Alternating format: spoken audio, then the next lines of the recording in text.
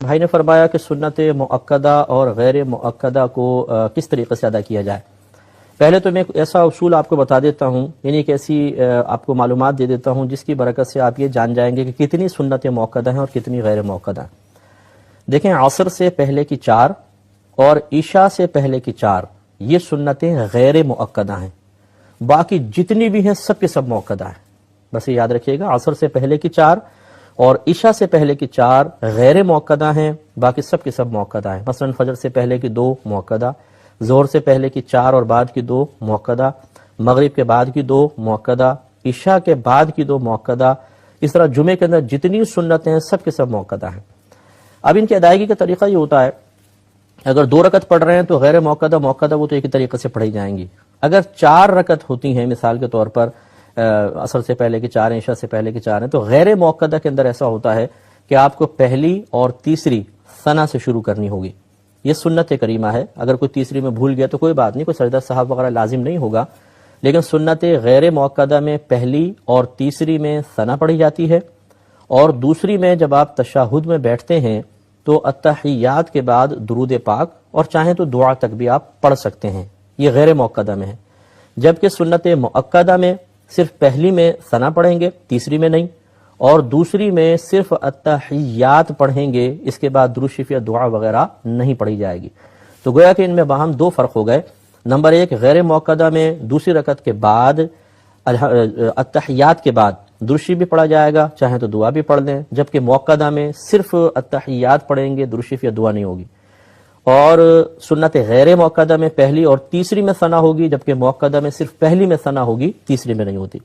یہ کہتے ہیں ہماری بہنیں جو ہیں یہ کان اور ناک میں بالی اور یہ مطلب پہنتی ہیں کوئی چیز، تو غسل میں کیا اس کو اتارنا لازم ہے؟ دیکھیں، اگر تو بہت یہ جیسے بڑی نت ہوتی ہے، یہ فکس ہو جاتی ہے، بہت ہی جم جاتی ہے، اگر اس کے نیچے پانی نہیں پہنچے گا تو پھر تو اس کو اتارنا لازم ہے۔ سوراخ کے اندر پانی ڈالنا لازم نہیں ہوتا، اوپر سے بہانا لازم ہوتا ہے، لیکن بہرحال اگر یہ زیور اتنا چپکا ہوا ہے کہ پانی کو نیچے پہنچنے نہیں دے گا تو پھر ان کو کرنا ہوگا، اور اگر وہ اتنی ڈھیلی ہے کہ تھوڑا آگے بھی ہو جاتی ہے اور پانی بہائیں تو تھوڑا چھید تک پہنچ جائے گا تو بس ٹھیک ہے۔ یہی کانوں کے ٹاپس وغیرہ کا بھی مسئلہ ہوتا ہے۔ یہ کہتے ہیں کہ مسجد میں کوئی ایک جگہ اپنے لیے نماز کے لیے مخصوص کر لینا کیسا ہے؟ دیکھیں، اس کی 2 صورتیں ہوتی ہیں۔ ایک تو ہے مخصوص کرنا ایسا کہ کوئی رش وش نہیں ہے، ایک جگہ سے ہوا بہت اچھی آتی ہے، میں وہاں کھڑے ہو کر نماز پڑھوں تو مجھے خوشو خضو بہت ملتا ہے اور کسی کو کوئی تکلیف نہیں ہوتی، یہ جگہ مخصوص کر لینے میں کوئی حرج نہیں ہے۔ اور ایک ہوتا ہے کہ بعض لوگ ہوتے ہیں کہ مصلی کے قریب اپنا رومال رکھ کے چلے جاتے ہیں کہ یہاں کوئی نہیں پڑھے گا، یہاں میں پڑھوں گا، وہ دوسروں کو نہیں پڑھنے دیتے۔ اس طرح کی جگہ مخصوص کرنا یہ غلط ہوتا ہے، بلکہ بعض صورتوں میں گناہ ہے۔ کوئی اپنا رومال رکھ کے نہیں جا سکتا۔ اگر فرض کریں کو رومال رکھ کر وہاں چلا گیا وضو خانے پر، تو یہ کوئی بس نہیں ہے کہ اس کی سیٹ پہ اپنا سامان رکھ کے چلے گا تو اس سیٹ پہ دوسرا نہیں بیٹھ سکتا، کوئی ہٹا کر ادھر کھڑا ہو جائے، کوئی منع نہیں کر سکتا۔ اس طرح جگہ مخصوص کر لینا، یا پھر تیسری صورت یوں بنا سکتے ہیں کہ اسی جگہ میں میری نماز ہوگی ورنہ نہیں، اس طرح تخصیص کر لینا یہ صحیح نہیں ہوتا، ورنہ جو میں نے پہلی صورت بتائی اس کے تحت صحیح ہے۔ یہ کہتے ہیں کہ اگر کوئی کلی کر لے، ناک میں پانی چڑھا لے تھا حالت جنابت میں، اور پھر اس نے دریا میں چھلانگ لگا دی اور پورے جسم پہ پانی بہہ گیا، تو غسل ہو گیا کہ نہیں ہو گیا؟ تو جی بالکل ہو گیا، کیونکہ غسل کے 3 فرائض ہوتے ہیں: کلی کرنا، ناک میں پانی چڑھانا، اور سر کے بالوں سے لے کر پاؤں کے ناخنوں تک پورے بدن پر پانی کا کم از کم 1 بار بہہ جانا۔ تو 2 فرائض تو آپ نے پہلے پورے کر لیے، پھر آپ دریا میں کود گئے اور پورے بدن پہ اگر آپ کے اچھی طرح پانی بہہ گیا، آپ کو یقین ہے، تو بس آپ کا غسل جنابت اتر جائے گا۔ بلکہ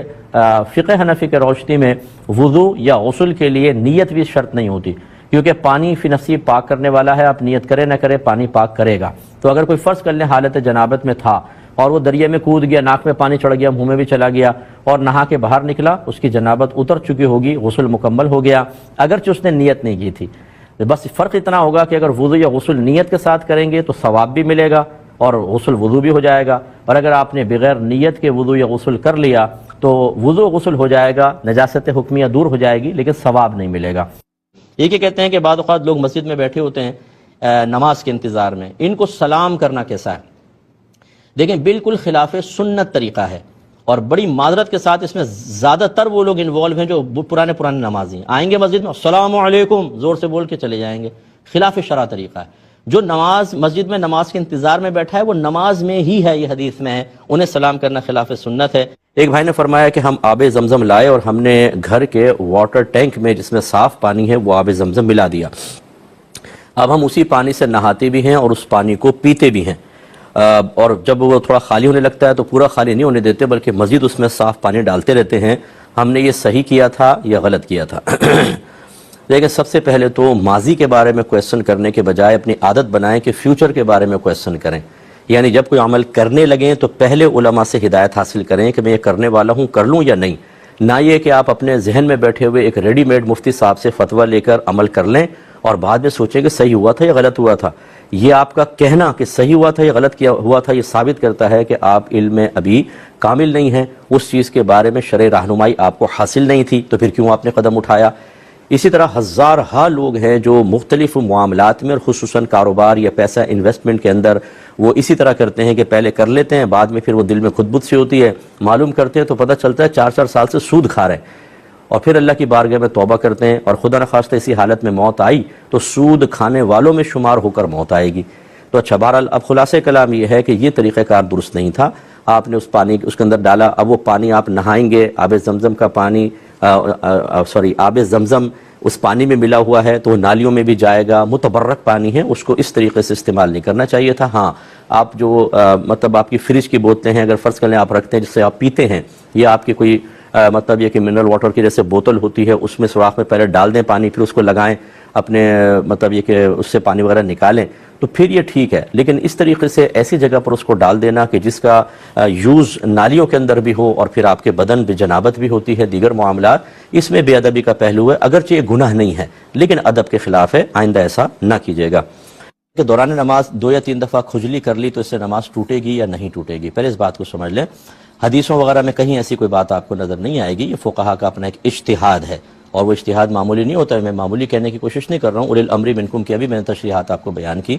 اصل مسئلہ کیا ہے کہ نماز میں کوئی بھی ایسا فعل کرنا، کوئی بھی ایسا کام کرنا کہ اگر کوئی دور سے اس نمازی کو دیکھے تو یقین کر لے کہ نماز میں نہیں، اسے کہتے ہیں عمل کثیر، بڑا عمل، اور اس سے نماز ٹوٹ جاتی ہے۔ جیسے میں موبائل جیب سے نکالوں دوران نماز، نکال کے دونوں ہاتھوں سے اس کو کر کے پھر جیب میں رکھوں، اب جب تک میں دونوں ہاتھوں سے کر رہا ہوں کوئی بھی دیکھے گا کہ یہ نماز میں نہیں، اسے عمل کثیر کہتے ہیں جو نماز کے فساد کا سبب بنتا ہے۔ اور اگر میں کوئی نماز میں ایسی حرکت کروں جو نماز کی اصلاح وغیرہ کی نہیں ہے، لیکن دور سے دیکھنے والا یہ یقین نہ کرے کہ نماز میں نہیں، بلکہ شبہ شاید ہو شاید نہیں، جیسے ہاتھ یوں نکالا موبائل، ایک ہاتھ سے بند کر رہے ہوتے ہیں، بعد وقت رنگ ٹون بن جاتی ہے، بند کر کے اسے رکھ لیا، اب دور سے دیکھنے والا شبہ میں رہے گا نماز میں ہے کہ نہیں، اسے عمل قلیل کہتے ہیں، اور اس سے نماز فاسد نہیں ہوتی۔ اگر یہ صحیح ضرورت کے تحت ہے تو مکروہ بھی نہیں ہوگی، ورنہ تھوڑی سی کراہت پیدا ہوتی ہے۔ یہ آپ بات سمجھ گئے؟ اب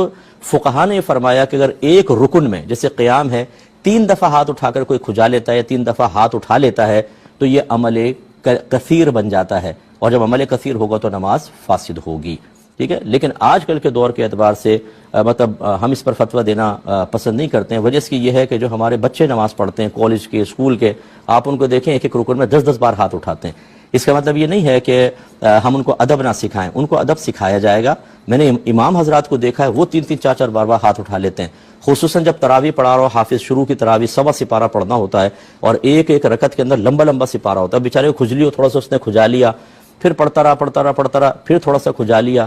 پھر پڑھتا رہا، پھر کھجا لیا، تو کون اس کو دیکھ کے یہ کہے گا یہ عمل کثیر ہے؟ تو لہٰذا فقہا نے ضرور لکھا ہے اور بہت ہی اچھی نیت کے ساتھ لکھا کہ جب ہم اس پہ فساد کا حکم دیں گے تو لوگ ڈریں گے اور بڑے ادب سے نماز پڑھیں گے۔ لیکن اب ماحول بدل گیا ہے، اب جو ہیں وہ لوگ بہت ہی زیادہ اس میں انوالو ہو گئے ہیں، مطلب بچے بال یوں کر رہے ہیں، یہ کر رہے ہیں۔ اگر ہم اس پہ مسلسل نمازوں کے فساد کا حکم دیں صرف ایک ذاتی رائے کی وجہ سے تو نقصان کا بہت اندیشہ ہے، اور ہزاروں مسلمانوں کو گناہگار قرار دینا لازم آئے گا۔ اور یہ فقہا کی عادت کریمہ جاری و ساری ہے کہ جب وہ ایک اجتہاداً کوئی حکم بیان فرماتے ہیں اور اس کے خلاف بہت زیادہ معاشرے میں مطلب اس کے خلاف عام ہو جاتا ہے تو وہ اپنی رائے کو واپس لے کے نرمی پیدا کرتے ہیں۔ یہ مسئلہ بعینی بہار شریعت میں بالکل لکھا ہے اور میں خود اس پر عامل ہوں۔ یہ بھی آپ کو بتا دوں بڑی احتیاط سے نماز پڑھنی چاہیے، نہیں کھجانا چاہیے، لیکن کیا اس پر فساد نماز کا حکم ہوگا؟ یہ مطلب یہ آج کل اس پہ غور و تفکر کرنا چاہیے، تو مسئلہ یہ بیان کریں۔ لیکن اگر کوئی کہتا ہے کہ ایسا ہوا میرے ساتھ کہ میں نے کئی دفعہ ہاتھ اٹھا لیا تھا تو کیا میری نماز ہوئی کہ نہیں ہوئی، تو اس کو مایوس کرنے کے بجائے میرا مشورہ یہ ہوتا ہے کہ میں ایسی کرتا ہوں کہ میں کہتا ہوں کہ آپ اللہ کی بارگاہ میں توبہ کریں، آئندہ احتیاط کریں۔ تو اس قسم کے مسائل میں جو اجتہاداً بیان کیے گئے اور اس کی اصل وہی ہے کہ کیا عمل کثیر بنتا ہے یا نہیں، اور عمل کثیر کی آپ تعریف دیکھ لیں، اس کی روشنی میں تھوڑا سا اسپیس دینا چاہیے لوگوں کو، اگر ادب سکھائیں، ماحول بنائیں، اللہ تعالیٰ کی معرفت دیں تاکہ ایک آدمی جب اللہ کی بارگاہ میں کھڑا ہو تو اتنا خوف ہو، ایسا اس کا دل حاضر ہو کہ حرکتیں ہی نہ کرے۔ لیکن اگر ہم تمام کوئی لوازمات نہ کریں، کوئی اہتمام نہ کریں، ان کو پروٹیکشن نہ بتائیں، ان کو ہم احتیاط نہ بتائیں، ہم ان کو اللہ کی معرفت نہ دیں اور صرف یہ حکم بیان کر دیں، تو یہ عمل کثیر کیسے بنے گا 3 دفعہ کھجانے سے؟ یہ ذرا دیکھنے والی بات ہے۔ اتنی تفصیل میں نے اس لیے بیان کر دی۔ تو بہرحال احتیاط کریں، ادب کے ساتھ نماز پڑھیں، لیکن ہم اس پر فساد کا حکم ہر ایک کے لیے نہیں دیں گے۔ یہ کہتے ہیں کہ بعض لوگ نماز کے بعد دائیں طرف مڑ کر غالباً درود و سلام پڑھتے ہیں، یہ کہاں سے ثابت ہے؟ بدعت تو نہیں ہے؟ دیکھیں، نبی کریم صلی اللہ علیہ وسلم جب نماز پڑھ کر فارغ ہوتے تو 3 طرح کی پوزیشن ہوتی تھی۔ کبھی تو آپ سامنے رک کر کے بیٹھ جاتے تھے، کبھی اس طرف اور کبھی اس طرف، اور یہ خاص طور پہ تب ہوتا ہے کہ جب آپ کوئی بات کرنا چاہتے تھے، جیسے فجر کے بعد اکثر آپ کوئی صحابہ سے کہتے کیا تم نے کوئی خواب دیکھا ہے؟ اگر کوئی خواب دیکھا ہوتا وہ سناتے، آپ اس کی تعبیر بیان کرتے، اور اگر وہ نہ بیان کرتے اور آپ نے ملاحظہ فرمایا ہوتا اور آپ یہ چاہتے کہ آپ صحابہ کے ذریعے امت تک یہ خواب پہنچ جائے تو پھر آپ اس کو بیان کیا کرتے تھے۔ تو یہ تو ہے کہ نبی کریم صلی اللہ علیہ وسلم سے نماز کی فراغت کے بعد قبلہ رو رہنا ثابت نہیں ہے، بلکہ آپ یا تو پبلک کی طرف رخ کرتے تھے یا اس طرف دائیں طرف رخ کر لیا کرتے تھے۔ تو لہذا کوئی اس نیت سے کرے تو کوئی حرج بھی نہیں ہے۔ اور اگر فرض کر لیں کہ جیسے ہمارے یہاں اس طرف کعبۃ اللہ ہے، اس طرف مدینہ منورہ ہے، تو اس طرف رخ کر کے اگر کوئی صلاۃ و سلام پڑھتا ہے تو ادب کے ذریعے، ادب کے نیت سے، تو پھر کوئی حرج نہیں ہے۔ اور اس قسم کے آداب میں نقل ضروری نہیں ہے۔ نقل کا مطلب منقول ہونا، کہ صحابہ سے ثابت ہو، نبی کریم صلی اللہ علیہ وسلم سے ثابت ہو، یہ اس طرح کی چیزوں میں لازم نہیں ہوتا۔ یہ تو انسان ایک اپنی عقیدت کے تحت کرتا ہے۔ ہاں، اگر وہ اس کو لازم اور ضروری سمجھ لیں کہ درود پاک پڑھنا ہے تو اسی طرف رخ کرنا ہوگا، نہیں کرو گے تو گناہگار ہوگے، کوئی نہ کرے تو اس کو ڈانٹے ڈپٹے برا بھلا کہنے کی کوشش کرے، یہ غلط ہوتا ہے۔ یعنی لازم و ضروری نہ سمجھے تو کوئی حرج نہیں ہے۔ اور اس کو اس لحاظ سے اگر آپ بدعت کہنا چاہیں کہ نبی کریم صلی اللہ علیہ وسلم کے زمانہ اقدس کے بعد یہ کام شروع ہوا، ایسا پہلے نظر نہیں آیا، تو کہہ سکتے ہیں، لیکن ہر بدعت بری نہیں ہوتی۔ کہیں تو نبی کریم صلی اللہ علیہ وسلم کا فرمان ہے کہ کل بدعت ضلالہ وکل ضلالۃ فی النار، اور حضرت عمر فاروق رضی اللہ تعالی عنہ کا تراویح کی جماعت کو دیکھ کر خود یہ فرمانا کہ نعمت البدعۃ ہذہ، یہ کیا ہی اچھی بدعت ہے۔ اب آپ دیکھ لیں، اس سے اندازہ ہوتا ہے، اور بھی دلائل ہیں لیکن میں مختصر کر کے بیان کر رہا ہوں۔ اس کا مطلب ہے کہ ایک بدعت بری ہے جس کو نبی کریم صلی اللہ علیہ وسلم نے بیان فرمایا، اور بعض بدعتیں اچھی بھی ہوتی ہیں جس کی طرف حضرت عمر فاروق رضی اللہ تعالی عنہ نے نہ صرف اس حدیث میں اشارہ کیا، اس خبر اور اثر میں اشارہ کیا، بلکہ بے شمار کام ایسے تھے جو زمانے رسول میں نہیں تھے، صحابہ کرام نے ان کو ایجاد کیا، جیسے جمعے کی پہلی اذان، اور پھر بعد میں چیزیں چلتی رہیں، جیسے قرآن کو کتابی شکل میں جمع کرنا، اعراب لگانا، آیات کے نشان، پاروں میں اس کو تقسیم کرنا، سپاروں کے نام، 6 کلمے، ایمان مفصل، ایمان مجمل، علماء کے ساتھ نام لکھنا، علامہ، مفتی اور شیخ الحدیث، شیخ التفسیر۔ نبی کریم نے تو کبھی نہیں لکھا مفتی محمد، اگر آپ نے کبھی پڑھا ہو، مفتی ابو بکر، مفتی علی، مفتی عمر، مفتی عثمان رضی اللہ تعالی عنہم، کبھی بھی نہیں پڑھا۔ یہ تو بعد کی ایجاد ہے، بہت بڑی بدعت ہے یہ، اور بڑے بڑے لوگ مطلب اس کو اپنے نام کے ساتھ استعمال کر ہی رہے ہیں۔ پھر ہماری مساجد کے اندر مساجد کا پکا بنانا، اسپیکر پر اذان دینا، قالینوں پہ نماز پڑھنا، اور پھر اداروں کا قیام، دینی اداروں کی بات کر رہا ہوں، اس میں 8 سال یا 10 سال کا کورس مرتب کرنا، پھر ہر سال کون سی کتاب پڑھائی جائے گی، پھر ختم بخاری شریف کی تقریب، پھر اس کی سند جاری کرنا، پھر حدیثوں کی تدوین کہ یہ بخاری، یہ مسلم، ترمذی، نسائی، ابو داؤد، ابن ماجہ، حاکم کی مستدرک ہے، پھر ان کے فہرستیں بنانا، ان کے عنوانات قائم کرنا، ان کے ابواب قائم کرنا، اور اسی طرح ہماری مساجد کے اندر جماعت کے اوقات، یہ سب کے سب بدعتیں ہیں۔ اس کا وجود نہ زمانہ رسول میں، اور بہت سو کا تو زمانہ صحابہ میں بھی نہیں ہے، اور ہزارہا لوگ اس کے ساتھ وابستہ ہیں۔ لیکن ہمارے ہاں عجیب صورتحال ہے کہ خود ایک شخص بدعت پر عمل کر رہا ہوتا ہے، جس کو میں بدعت حسنہ سے تعبیر کر رہا ہوں، لیکن وہ دوسروں کو اگر جمعے کی مبارکباد بھی دے دی جائے تو بولتے ہیں یہ بدعت ہے، اور اس کو اس کے تحت لاتے ہیں کل بدعت ضلالہ وکل ضلالۃ فی النار۔ ایسا نہیں ہونا چاہیے۔ خدارہ علم کی گہرائی ہمیں حاصل کرنی چاہیے، اور سرکار کی اس بھولی امت کو ہر بات کے اوپر جہنمی قرار دینا، کیونکہ جو بدعت کرے گا تو کل بدعت ضلالہ وکل ضلالۃ فی النار، ہر بدعت گمراہی ہے، ہر گمراہی جہنم میں لے جانے والی، تو اس کا مطلب یہ جہنمی ہے یہ سب لوگ۔ تو ایسا نہیں کرنا چاہیے، ایسا نہ ہو کہ یہ لوگوں کو جہنمی بنانے کا شوق خود ہمیں جہنم کا راستہ دکھا دے۔ اچھی طرح چیز کو پہلے سمجھیں، پہلے اپنے آپ کو دیکھیں ہم کتنی بدعتیں کر رہے ہوتے ہیں، تو پھر اس میں کیا گرفت نہیں ہوگی۔ اچھی طرح سمجھیں تو یہ ایسی کوئی چیز نہیں ہے کہ اس پہ آخرت میں گرفت ہو۔ ایک بھائی نے کہا کہ لوگ امام حضرات کے سامنے وضو غلط کر رہے ہوتے ہیں، نمازیں غلط پڑھ رہے ہوتے ہیں، لیکن وہ ان کو کوئی نہیں ٹوکتے، کوئی نہیں سمجھا رہے ہوتے، نہ کوئی فرض علوم وغیرہ سکھاتے ہیں، اور بس کرامات وغیرہ اپنے بیانات میں بیان کرتے رہتے ہیں، کیا حکم شرع ہوگا؟ دیکھیں، پہلی بات تو یہ کہ علماء پر بالکل تنقید نہ کریں، وہ کیا کر رہے ہیں یہ ان کی ذمہ داری ہے، انہیں خود اپنا احتساب کرنا ہوگا، اور ہو سکتا ہے وہ کسی صحیح مصلحت کی بنا پر کوئی کام کر رہے ہوں۔ عوام الناس جب اپنے بڑوں کا اور اہل علم کا احتساب کرنے کی طرف آتی ہے تو چونکہ وہ حکمتیں آپ کے پیش نظر نہیں ہوتی، وہ علم کے درجات آپ کو حاصل نہیں ہوتے جو ان کے پیش نظر ہیں یا ان کو حاصل ہے، تو مسٹیک کے، غلطیوں کے امکانات ہوتے ہیں اور انسان گناہ گار ہوتا ہے۔ اگر آپ یہ سمجھتے ہیں کہ کسی مسجد کے اندر ایسا ہو رہا ہے تو انتہائی دائرہ ادب میں رہ کر امام صاحب سے گزارش کریں کہ حضور مسائل بیان کر دیا کریں، ہماری کوئی نشست رکھ لیں، ہم نوجوان جمع ہو جاتے ہیں، ہمیں دینی مسائل سکھا دیں، قرآن کی تفسیر، حدیث سکھائیں، فقہ سکھا دیں، ہمیں شارٹ کورسز کر لیں جیسے فرض علوم کورس ہیں اور کوئی طہارت کا کورس ہے، نماز کا کورس ہے، ہم حاضر ہو جاتے ہیں، ہمیں سکھائیں۔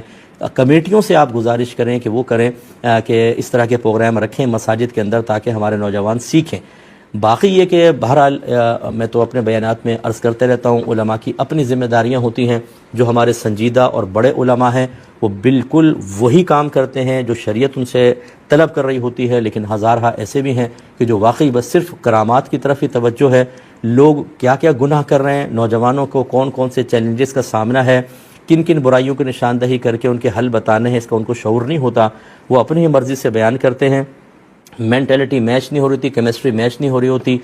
سامنے بیٹھے ہوئے شخص کچھ اور چاہتے ہیں، ہم اپنی ہی بس مرضی کے بیانات کر رہے ہوتے ہیں۔ اس کا ہم نے نتیجہ دیکھا ہے کہ 20 سال تک لوگ بیان سنتے رہتے ہیں مسجد میں آ کر، کوئی تبدیلی نہیں آتی، نہ کچھ سیکھنے کا موقع ملتا ہے۔ یہ یقیناً ایک صاحب منصب کے لیے میدان محشر میں گرفت کا سبب بن سکتا ہے۔ ثم لتسألن یومئذ عن النعیم، پھر ضرور تم سے اس دن یعنی برود قیامت نعمتوں کے بارے میں کویسچن ہوگا۔ ہم اگر ایک ممبر پہ بیٹھتے ہیں، لوگ ہمارے سامنے ہوتے ہیں، یہ اللہ کی بہت بڑی نعمت ہے کہ اگر میں ان کو دین سکھاتا ہوں، گناہ سے بچاتا ہوں، پاکیزہ بناتا ہوں، کردار اور اخلاق کی تعمیر کرتا ہوں، ان کو جنت کا راستہ دکھاتا ہوں، سارے میرے لیے ثواب جاریہ ہوں گے۔ اتنی بڑی نعمت، اور پھر ذمہ داری بھی ہے، فرض ہے مجھ پر کہ میں ان کو سکھاؤں، اور نہیں سکھاؤں گا تو میدان محشر میں پھر اللہ تعالیٰ گریف فرمائے گا۔ لیکن بہرحال میں آپ سے گزارش یہی کرتا ہوں عوام سے کہ علماء کی آپ گریف کی طرف نہ آئیں، ہاں دائرہ ادب میں رہ کے اگر محسوس کر رہے ہیں تو گزارش ضرور آپ کر سکتے ہیں۔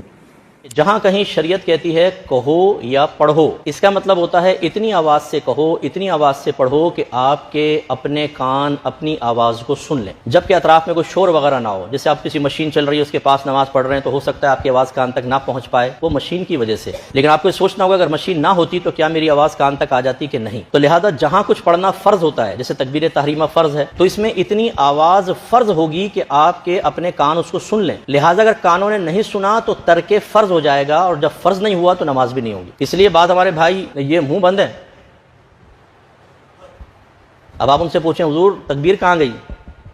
دل میں، یہ دل میں رہے گی نماز، پھر وہ اوپر نہیں جائے گی۔ تو اتنی آواز سے تکبیر اللہ اکبر، اتنا کہ آپ کے اپنے کان سنیں، ٹھیک ہے۔ اسی طریقے سے التحیات پڑھنا واجب ہے، اس میں اتنی آواز واجب ہوگی کہ آپ کے کان سنیں، اگر نہیں سنیں گے آپ کا واجب ترک ہو جائے گا، نماز ہو جائے گی آپ کی لیکن یہ واجب العیادہ ہوگی، ایک تو آپ گناہ گار بھی ہوں گے اور آئندہ زندگی میں اس کو دوبارہ پڑھنا لازم ہوگا۔ تو لہٰذا تکبیر میں آواز فرض، ٹھیک ہے۔ پھر ہم ثنا پڑھتے ہیں، یہ سنت ہے، اعوذ باللہ آپ نے نہیں پڑھنا، بسم اللہ نہیں، وہ قرات امام صاحب کریں گے۔ پھر امام کے پیچھے کسی قسم کی قراءت نہیں ہوتی، یاد رکھیں، ٹھیک ہے۔ چاہے آپ 4 رکعت نماز پڑھ رہے ہوں، 2 میں امام جہر کرتے ہیں، 2 میں سری آہستہ پڑھ رہے ہوتے ہیں، اس میں آپ کو کچھ نہیں پڑھنا، امام کے پیچھے قراءت نہیں کرے گا مقتدی، اس کے لیے حرام ہے قراءت کرنا، آپ کو خاموش رہنا واجب ہوگا 4 رکعت میں۔ کہ جو نمازی نماز کے انتظار میں بیٹھے ہوں، بحکم حدیث چونکہ وہ نمازی ہی شمار ہوتے ہیں، انہیں سلام نہیں کرنا چاہیے۔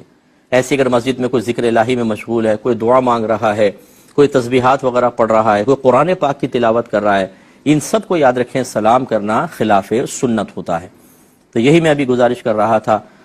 بعض ہمارے بھائی اس پہ برا مان جاتے ہیں، ناراض ہو جاتے ہیں، غلط خود کر رہے ہوتے ہیں اور سہ دراز سے غلط کر رہے ہوتے ہیں، اور اپنے اس غلط عمل کو دلیل کے طور پہ چھوٹے بچوں کے سامنے پیش کر کے انہیں اس غلط کام کی ترغیب دے رہے ہوتے ہیں، لیکن ناراض بھی یہی ہو جاتے ہیں۔ ہمارے بہت سے ایسے نمازی ہوتے ہیں، پرانے نمازی مسجد میں آئیں گے، بلند آواز السلام علیکم کہہ کے وہ اگلی صف میں چلے جائیں گے۔ اب یہ اچھا، یہ بھی انتظار نہیں کرتے کوئی جواب دے رہا ہے کہ نہیں دے رہا، جا کے بس بیٹھ گئے، عادت بنی ہوئی ہے، یہ خلاف سنت اور مکروہ ہے۔ اور اس پر ایک اور درجہ زیادہ وہ لوگ ہوتے ہیں کہ آ کے سلام کیا، جب کوئی جواب نہ دے رہا، وہ مشغول ہے، وہ تفکیر میں ہے یعنی غور و تفکر کر رہا ہے، فرض کر لیں یہ بھی بہت بڑی عبادت ہے، اخروی معاملات میں تسبیح پڑھ رہا ہے کچھ، تو وہ ناراض ہو جاتے ہیں، ارے سلام کے جواب ہی نہیں دیتے ہو بھائی، آپ خلاف سنت کام کر رہے ہیں، اس پر اس وقت نہ سلام دینا واجب ہے، نہ جب عبادت میں یا ذکر اذکار میں انسان مشغول ہو تو جواب دینا سنت ہے، آپ غلط کر رہے ہیں، لیکن وہ غلطی کرنے کے باوجود یہ سمجھتے ہیں کہ شاید ہم وقت سلام کرنا سنت ہے۔ ہر وقت نہیں ہوتا۔ اگر ایک آدمی نماز پڑھ رہا ہے تو کیا اس کو سلام کرنا سنت ہے؟ ایک آدمی سو رہا ہے، اس سوتے ہوئے آدمی کو سلام کرنا سنت ہے؟ بتائیے۔ ایک آدمی استنجا خانہ میں ہے تو کیا باہر کھڑے ہو کے اس کو سلام کریں یہ سنت ہوگا؟ ہر جگہ سنت نہیں ہے، بعض جگہ ممانعت ہوتی ہے، ممنوع ہوتا ہے، تو وہ جگہ سیکھنی چاہیے، وہ مقامات سیکھنے چاہیے۔ جیسے اب خطبہ چل رہا ہے، باقی کوئی سلام کرے ناجائز ہوگا۔ جمعہ کا ہو یا نکاح کا خطبہ ہو، دونوں کو خاموش سننا واجب ہوتا ہے، اس دوران کوئی کلام کرنا، سلام کرنا سب ممنوع ہو جاتا ہے، اس لیے احتیاط کرنی چاہیے۔